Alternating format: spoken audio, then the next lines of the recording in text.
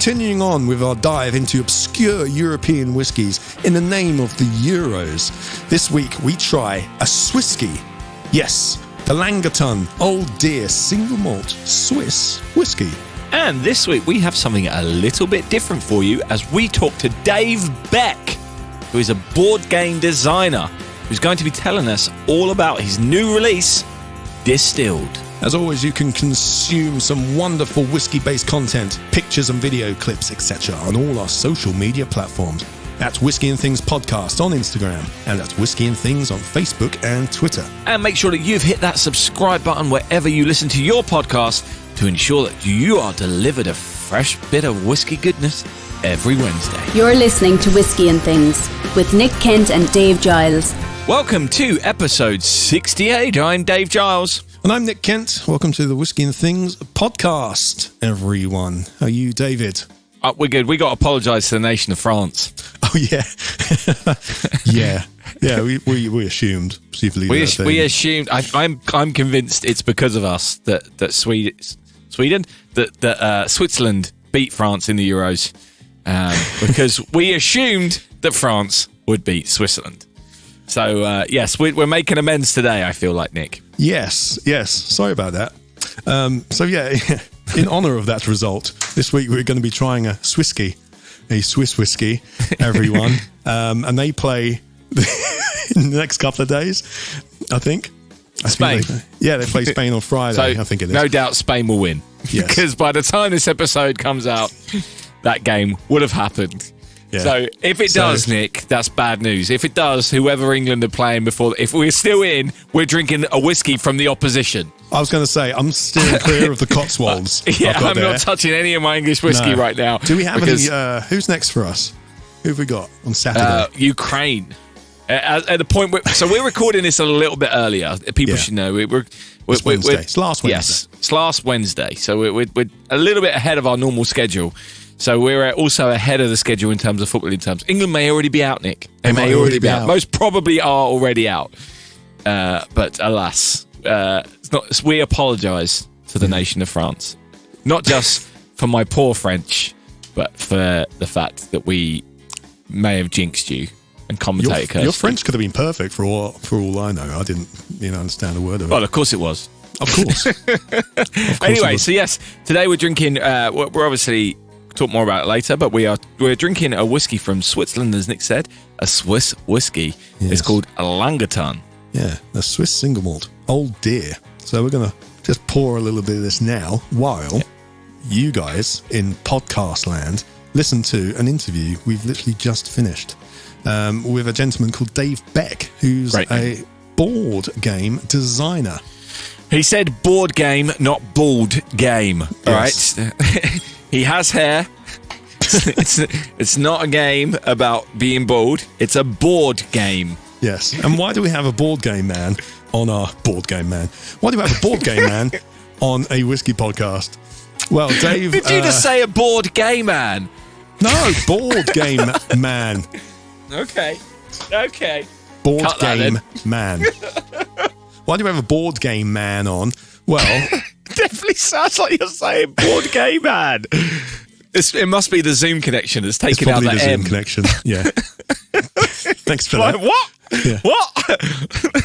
Anyway, Dave Beck has literally yesterday launched a Kickstarter for a board game called Distilled, which is a strategy game all about distilling, and he's here to tell us all about it.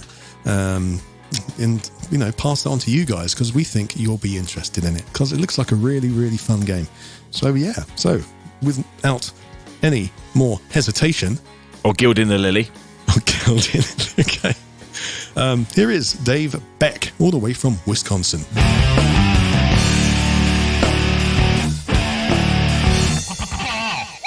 Hello, Dave Beck. Welcome to Whisky and Things. How are you today? Wonderful. Thank you so much for having me, Nick and Dave. Really excited about being here. Excellent. Very, very welcome. Where are you in the world? You're a little bit behind us, aren't you? Yeah, I am. It's a little early in the morning. Not too bad, really. I'm in Wisconsin, so just north of Chicago in the States. So just part way around the world from y'all right now, but really excited to be here. In Milwaukee, is that right? Close. Yeah. It's Milwaukee, Madison, all that stuff. I'm actually closer to Minneapolis, St. Paul than Milwaukee. But it's all the same. It's cheese and beer and I don't know, football. Nice. I like two of those three things. Is Minneapolis where the Mall of America is? It totally is. Yeah, I've been to that. I've been and on it's that. ridiculous. Have you been there? That roller coaster. Oh, it was Nickelodeon world. It's America at its finest. You know, it's like a giant palace dedicated to nothing but consumerism and big stuff. It's ridiculous. But it's still kind of fun to be there. You know. No, I enjoyed it. I very much enjoyed it when I was up there. Yeah. Before we get into the game, Distilled, let's learn a little bit about you. How long have you been designing board games, that kind of thing? Yeah, so I've been designing both board and video games probably for about 10 years, I'd say. I'm a professor at a university here over in the States, and I actually teach game design. So I get a chance to teach new students as well as students just about to graduate on bigger projects. So I've been doing it for about 10 years. Mostly video games. Actually, my background's art and history, and so I've made games that are kind of about the environment and about the kind of history of certain areas. But just recently, in the last few years, I've really gotten more into board games. Both probably in the last 5 to 10 years, just love playing them, but then also have started to think about designing them as well. That's like the dream job, isn't it? I remember at school, like designing games and stuff, and then wanting to design computer games and stuff. Well, it's, the thing I always said with video games, but then also now with board games, I say to my wife and I say to people at school, like, I'm sorry, I've got to play games. I've got to buy games. It's my research. I can't help it. I'm sorry. It's the same with us with whiskey now. Exactly. It's the same just thing. About to say that, yeah. It's a nice thing. So talking of which, this game is called, it's a range called Distilled Spirits. But what is your tipple? What whiskey is your favourite? Or even whiskey, because the game's not just about whiskey, is it? It's not just about whiskey. It all started with whiskey. Right. And I am hands down whiskey. So I like a good peated dram. And really it comes down to Lafroig is my favorite. It was probably one of the first peated whiskeys I ever had, and I think it's also just stuck with me to do that. So I just had it yesterday, a Cardace 15 that I brought back from Lafroig Distillery when I toured there, and it's a phenomenal dram.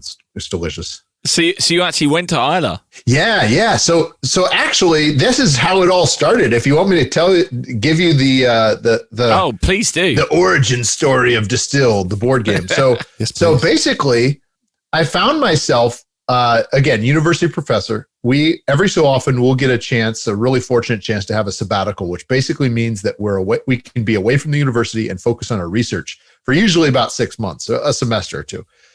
Well, I proposed to do video game research over in Scotland. It was going to be virtual reality, augmented reality stuff, putting the headset on and recreating historic spaces there that are no longer there. I was over there. Again, big fan of both single malt, but also just whiskey in general. And so I was tasting lots of different whiskeys, touring lots of distilleries. One night, out of the blue, couldn't sleep, and this idea for a game popped into my head about making whiskey and how I could represent it through cards and other things in the board game in the process to try and be as authentic as possible. That happened because about 2 weeks beforehand, I think, I spent about 4 days on Islay. And, everyone always says it's like life-changing experience, magic, all that stuff. And it really was clearly because I really attribute quite a lot of the game and the inspiration for the game to my time there, spending time in, I think we probably toured 6 or 7 different distilleries and had a lot of different tastes, of course, too. So yeah, it was pretty phenomenal. You caught the bug. I did. Fell in love. The romance of it. I did. I totally did. And I think it was September of 2019. And so it was just after kind of higher tourism season. It was, and so it was a little more quiet. It was amazing. Nice. So, tell us the basic concept of the game then. How does it work? Yeah. So It's the only game that exists out there about distilling spirits, only board game that is like having to do a strategy. And there's others out there that might be kind of drinking based or trivia or that type of thing. But in this game, the idea is you have inherited an abandoned distillery from some sort of long lost relative. And this distillery is represented. I know people can't see it out there in podcast land, but just so you all, and you'll be able to see it on a website if you visit it. But it's basically represented by this board that players have that they're looking into this abandoned distillery, and it's their job to upgrade it with equipment, hire specialists, buy different ingredients, different barrels. They have their own warehouse to store things in. And so the concept is that you are running a distillery from start to finish. You are learning how to make different recipes. You are buying ingredients from a market. You are then distilling the alcohol. And that's actually the main core of the game is I've tried to represent kind of cutting the head and the tail through cards. You're actually you're shuffling up cards that are part of your ingredients, your washback. And then you're pulling the head and the tail, the top card and the bottom card. And that could be that you're accidentally pulling a card that you wanted to make in your spirit. So you have to make sure you put enough of the right ingredients in there. Yeah, that's the part I liked when I was looking through the videos earlier. That's the game of chance in there, isn't it? Which could ruin your game. It's really good. So the thing I always say is that in the game, to make a whiskey, just a generic general whiskey, you have to, of course, have grains. You have to have multiple grain cards. But also in the game, to make moonshine, you can't have any representation of kind of these grain cards. Well, in the game, if you're pulling cards, you can, if you're pushing your luck too much and you're trying to squeak by the skin of your teeth to make your whiskey, you could actually pull those grain cards and you could go from making a whiskey to a moonshine in one turn. Yeah. But you could also say, no, I'm going to buy more grain and put better grain in there. I'm going to buy equipment that causes me not to lose those cards in my distillery. And then you can be more certain of making your whiskey. So you do that.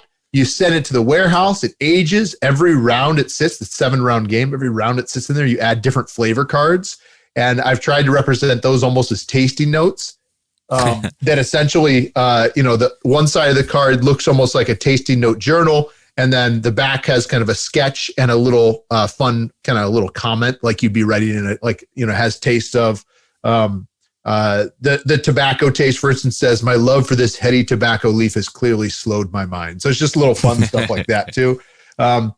So playing with that. And then of course, eventually you got to sell it. So you sell your spirit, you get money for it, you get points, and then you try and keep doing that again and again. And whoever ends up making the most prestigious spirits, the most points at the end of the game is the master distiller. Yeah. You've done it really well. I'm not going to lie. When I started watching the videos and I saw how many cards there were and how many different pieces, I was like, this looks really complicated. But the more I went into it, I was like, oh, okay, this is actually pretty simple once you get into it, and looks really cool. Thanks. The fact that you're not just making whiskey, you're making other distilled spirits as well. There's someone there I didn't even know existed. Soju, I don't know what that is. Baijao, I don't know what that is. Yeah. So Katcha. So this is what's so funny about this, Nick. So I sat down to make, actually when I was inspired, Bowl the Lightning, make this game, spent all night kind of coming up with the ideas for it.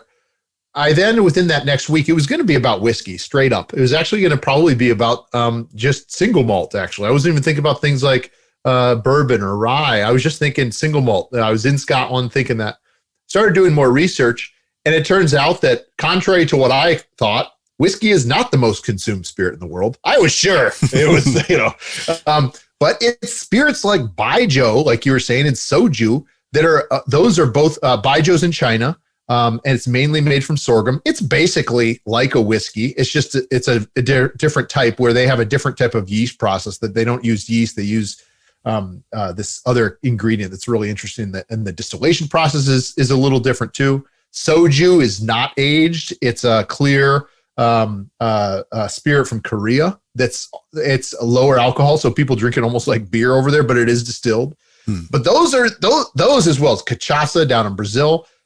That's when I discovered, oh, wait a minute, I shouldn't make this just about whiskey, even though I kind of wanted to, because that was kind of my passion too.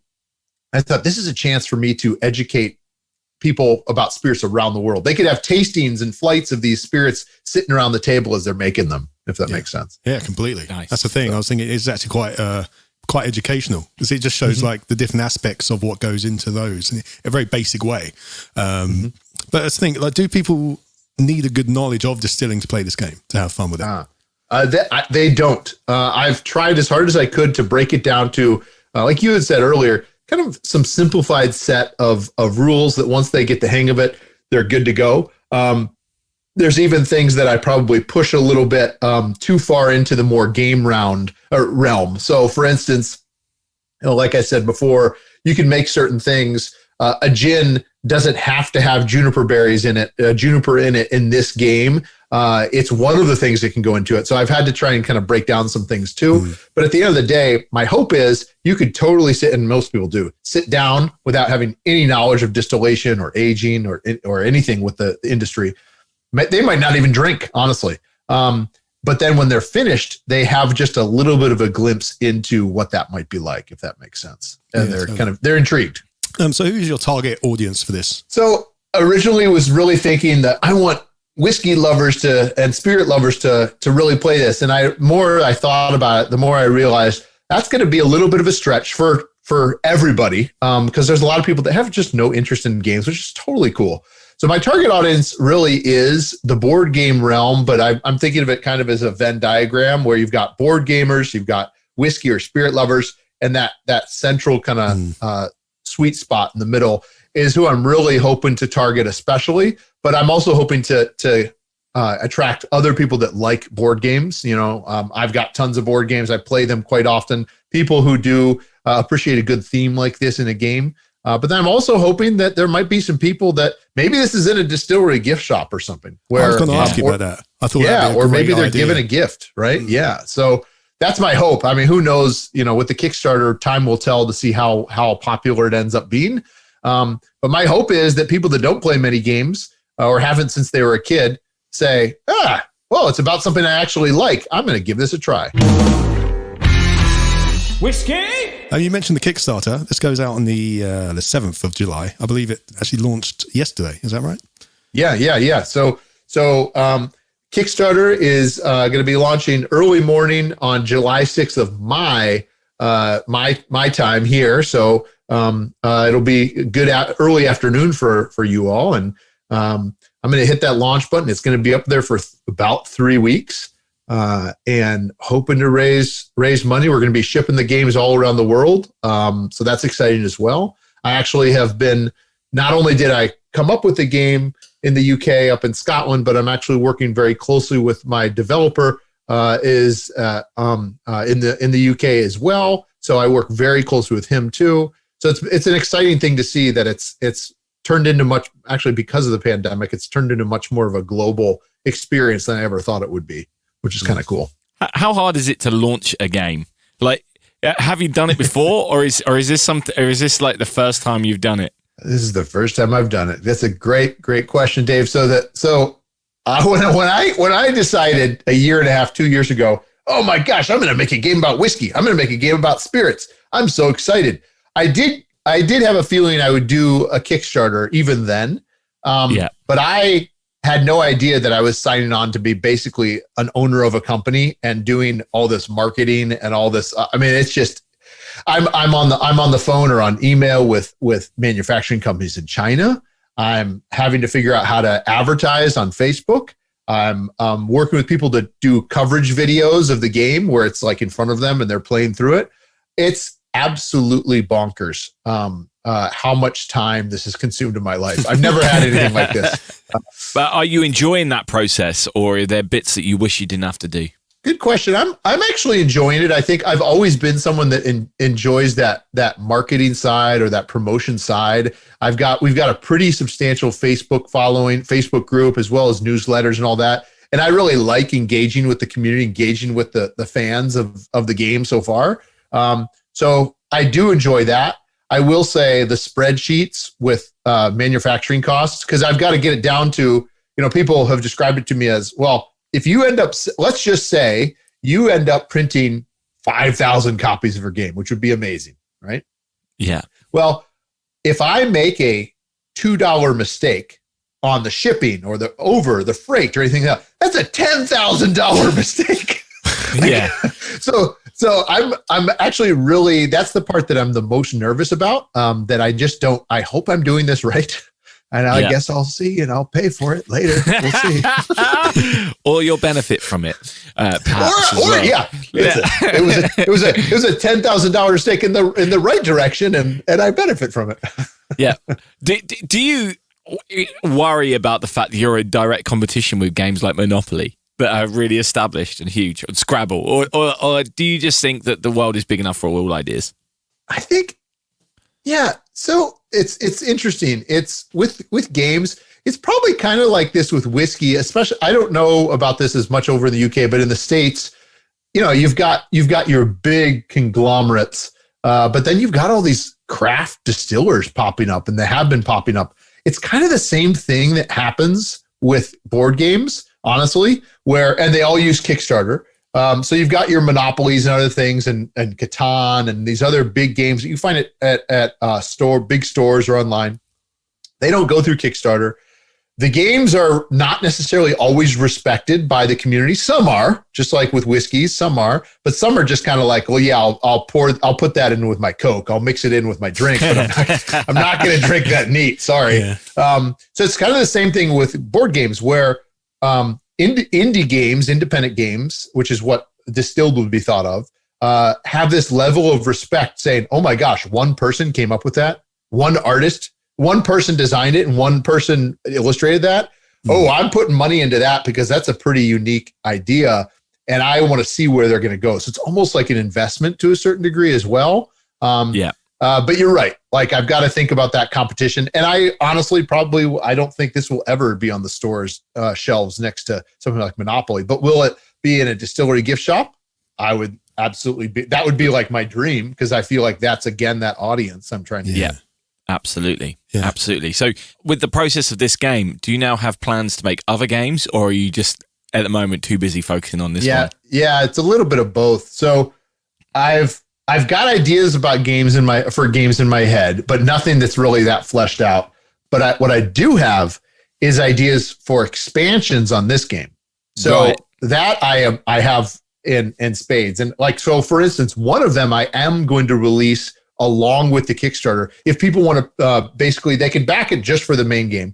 But if they want more, if they want the expansion as well, they can do that. And this expansion is fairly simple. All it's doing is, right now there's 3 regions represented in the game: Europe, Americas, so North and South America, and Asia and Oceania. This expansion is going to be Middle East and Africa. Although there's not as many popular spirits there, they're really interesting. Things like made from figs and palm oil. So I'll be releasing that right away. But then I've got some ideas for future expansions as well for Distilled. I'm that type of person. When I work on a project, I kind of like focus 100% on one thing, and rather than kind of putting things aside. So, yeah. And one other question from me: what is your favorite game? I think obviously the Distilled board game, but let's take that out of the equation. Yeah, take it out. Yeah, exactly. It's probably a tie between 2 games. One is a game called Gloomhaven, and it's about 20 pounds. And it's a campaign game. Think of it almost as like when people talk about Dungeons and Dragons, it's kind of like that, but there's a board and there's cards and figures. And with that, why I love that game so much is that it's a campaign, which means you play from game to game and things change over time. And you're with the same group of people sitting around the table playing this game with your characters, and you get to kind of, fight monsters, adventure, and explore.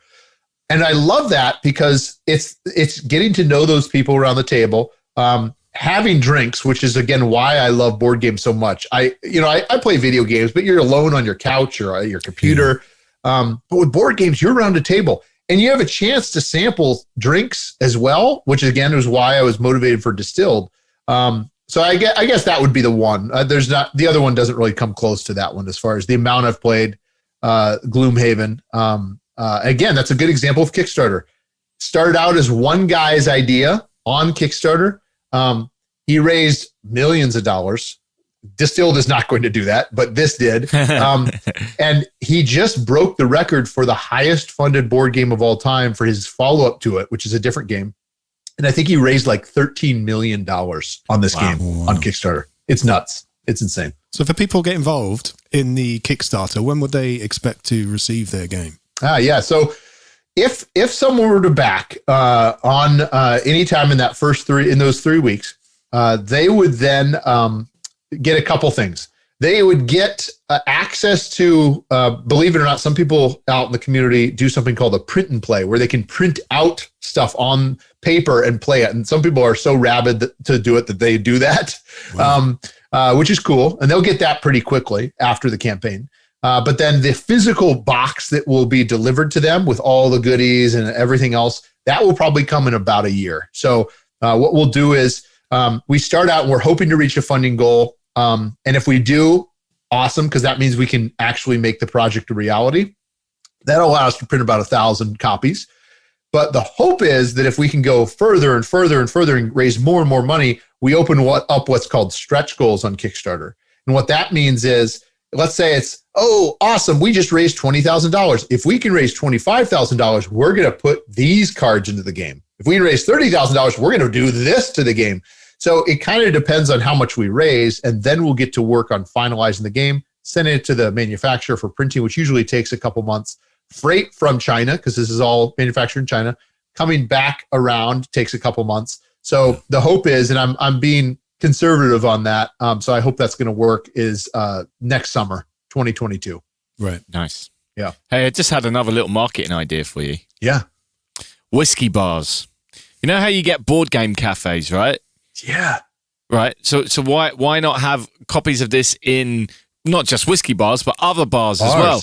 And people can sit around having some drinks, playing a game. It's perfect, idea. isn't it? It is. Perfect. It is. If you've got a bar, I love going to bars where they have games in a cupboard somewhere where you can go and pick one up and play it. And I never do it, but I like seeing it. That's brilliant. It's brilliant. That's a good idea, though.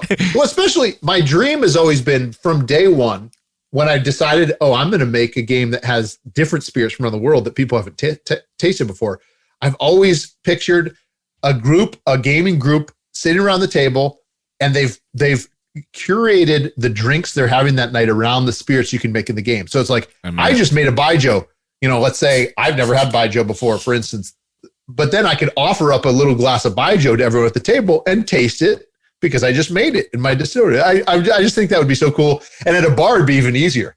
Yeah. You wouldn't have to buy a whole bottle of Baijiu. You could just buy a round and you're good, Yeah, absolutely. Absolutely. Yeah. There you go. A good idea. It's a great idea. You could incorporate it with like a whiskey tasting night with somebody there telling everyone the rules and all that kind of stuff. Like an introduction night with, that could be pretty cool. Yeah. Yeah. I'd go. Yeah. I'm actually, just for the Kickstarter, I decided to do a super high tier for anyone that has, loads of money to burn, but also just excited about the game. So I've actually got a tier called the Master Distillers Edition that they get the game a year from now with all the goodies, all the deluxe extra metal coins to use in the game instead of tokens. So lots of cool stuff. But then on top of that, they get one of my prototype copies. And my prototype copies are basically kind of like rough versions of the game. They're not official versions. So they'll get one of those right away. I'll ship that to them right after the Kickstarter's done because those are already here. Signed actually by myself and the artist.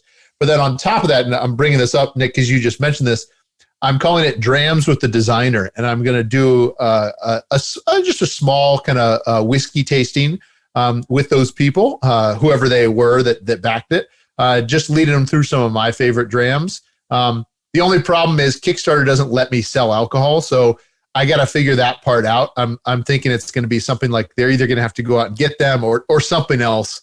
But I'm really excited about that because I think for some people that are new to the spirits world too, that could be interesting too. So yeah. So how do people find out more about this? Yeah, so if they go on Kickstarter and they search for Distilled, they'll find it. If there's any link that you have that they can access, below, they can do that.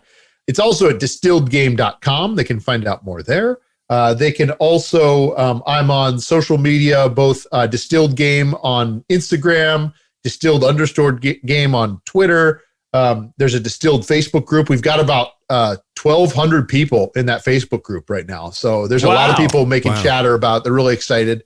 So lots of different places. Yeah, I think they'll be able to find me pretty quickly, and I'd love to chat whiskey with them, chat games with them, chat both with them. Amazing. Dave Beck, everyone. Dave Beck. Go and talk games and whiskey with him. That's right. My two favorite things. Absolutely. Other than me and Nick. Yes. Yeah. No. And on that note, thanks very much for joining us, Dave. Really appreciate it. Thanks, guys, so much. Really appreciate it. Cheers to both of you. And yes. Here's to many more. Yes. Absolutely. Enjoy the rest of your day. Thanks. Enjoy. Good luck. Have a good one. You're listening to Whiskey and Things. And as always, you can find out more about Dave Beck and the Distilled game in the description. All those links that he mentioned will be in the show notes. And a full unedited video where you can see some of it will be on our Patreon page, which is patreon.com/whiskey and things. Yes, indeed. And also, if you're a patron, you can get involved because we're recording our live show for our 75th episode in a few weeks. July 18th, isn't it, Dave? Is that right? That's the day we're going to record, yep. Yep, so if you sign up to our Patreon before that, you can get involved with that. And it's a lot of fun. Lovely, as Nick Kent says. Lovely. Lovely. You're listening to the Whiskey and Things podcast.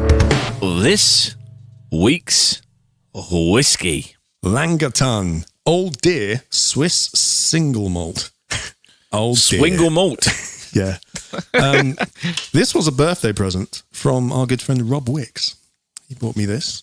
Yeah, it's quite cool. It's a cool bottle. It came in like this awesome like wooden case and a nice kind of decanter style bottle. Have you ever been to Switzerland? Yes, I have. It's lovely. Bern is lovely. Stunning. It's a lovely city that I've been to. I got screwed over by the Swiss police, but that's a whole nother story for another time. I got screwed over by Burger King. Burger King at Zurich Airport is the most expensive Burger King I've ever been to in my life. It's like £14 for a burger or something. Yes, but you knew that before you ordered. You would have looked at the menu and seen that. So that's your own fault. No. Anyway.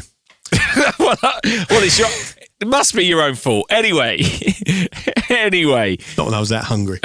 Good point. Well made. Good point. Right, let's talk about this whiskey then. So what have we got here? You said it's a single malt. Do we know anything about it?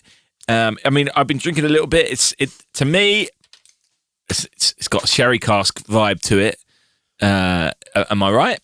You are right. This has a couple of things. For me, the sherry's being swamped by something else because this, I don't know whether, it's basically two casks are involved with this, sherry and Chardonnay cask. It's a non-age statement, 100% malted barley, of course. But yeah, sherry and Chardonnay casks. I don't know whether it's the sherry and then finishing Chardonnay, or whether it's full maturation Chardonnay and full maturation sherry then vatted together. But for me, you have the Chardonnay note, it just like throws itself out at me. I see. I'm getting more sherry. It's interesting. It took me back to a wine tasting, yes, I know, in New Zealand. Did you go to New Zealand, Nick? You know what I did? I don't talk about it much. But I did a nice little wine tasting around a few different vineyards and stuff. But it was the first time I actually tried Chardonnay. And it's had very much an oaky flavour. And this just took me straight back back to there. The smell, I'm getting that oakiness. I'm not getting that when I'm then drinking. No. Excuse me. When you drink it, it's then really sweet. Right. It's 46% ABV. It almost feels syrupy to me. Really? In its sweetness, like it's had some kind of, almost like it's got a sugar syrup in. Yes. Really? I'm not getting that. Langatun, the name is a Celtic version of the name Langathal, which is a settlement traced back to the year 861, Dave. That's a long time ago. Quite a while ago. It is quite a long time ago. But the actual distillery dates back to 1857 and, launched by a guy called Jacob Boomberger. What a great name. Boomberger. And he ran it on his father's farm with his 7 brothers. They went through hard times, like a lot of distilleries around the 30s, etc. More than 150 years later, after Jacob Boomberger founded it, his descendant Hans Boomberger III decided to relaunch it, as it were, and launched Langatun, and what we are kind of drinking today. So they originally kind of released this version in 2008. There's been various different versions here and there, but now they have like a massive range of whiskies. You know what you were talking about last week, where the Bren was French. It's very French. You could pick that up straight away. I'm getting the impression Langatun are trying to like kind of recreate whiskies from around the world, because they have this called the Old Deer, which is they're calling their classic whiskey. All their stuff's named after old animals, which is interesting. Old Bear, smoky whiskey. Old Crow, peated whiskey. They have an Old Eagle, which is a pure rye whiskey. Interestingly, they've spelt that with an E, like they're trying to imitate the American stuff. They also have the Old Mustang bourbon whiskey with an E as well. But they also called that Swiss Bourbon after the city as well. But it's just weird. Like, I'm not sure we're tasting what a Swiss whiskey is or really tastes like. Yeah, I agree. I don't know if they have a character. They're trying to recreate other stuff, which is fine. I'm pretty sure they got in trouble. Really? I'm pretty sure that originally, because I've got one of the Old Mustang sample bottles, yes, and it says the Swiss Bourbon whiskey on it. Right? Yeah. And I don't think you can get this anymore. It's now, they changed it to Swiss Bourbon because of the rules about where you make bourbon and how you make bourbon. Right. See, I looked at that and I thought it was like those rules weren't valid in Europe or in Switzerland. You know, I thought in America you can only make bourbon because Switzerland is neutral and 51%. therefore they don't apply to any global rules. Is that what you're suggesting? No, I didn't know the EU. No, not even. Are they in the EU? No. Yeah, they can do what they want. So if they're selling it, I'm not sure. Maybe the rules apply if they're selling it outside Switzerland. Maybe. But in Switzerland, they can probably call it a bourbon. Yeah, and this little sample I got came from within Switzerland. Right. Yes, so did mine. Yes, our friend gave it to us. Yes, Annie. Hello, Annie. Hello, Annie. Hi, Annie. But it is interesting how they're kind of trying to recreate other things from around the world. They do have a load of other different whiskies as well, but this is like their core range. Yeah, because this is fairly pleasant. I mean, it's fairly pleasant. Quite enjoying it. Yeah, I love the bottle. Not blowing me away. That Chardonnay's blowing me away. Not the nicest thing I've ever had. Definitely not the worst thing I've ever had. I don't know how much it is. I don't know if I'd rush out to go and buy myself a bottle for sure, but it's not bad. Yeah. But we spoke about this many times. We spoke about it last week. I want to taste something. I want to know what the Swiss influence is. And when you see their list of whiskies and you can see they're just trying to recreate styles from around the world, it doesn't feel like we're drinking a Swiss whiskey as much as we'd like to be. Yeah, I'm intrigued because I looked earlier on Whisky Exchange. There's only 2 brands of whiskey from Switzerland on there. There's the Langatun and then there's another brand called Seven Seals. But there was only 2 on there. So I'm not sure if there is any other brands doing it. But yes, it might be a bit different. We don't know. But yeah, I'm enjoying this. Price-wise, for 50 CL, it's $53.95 on Whisky Exchange.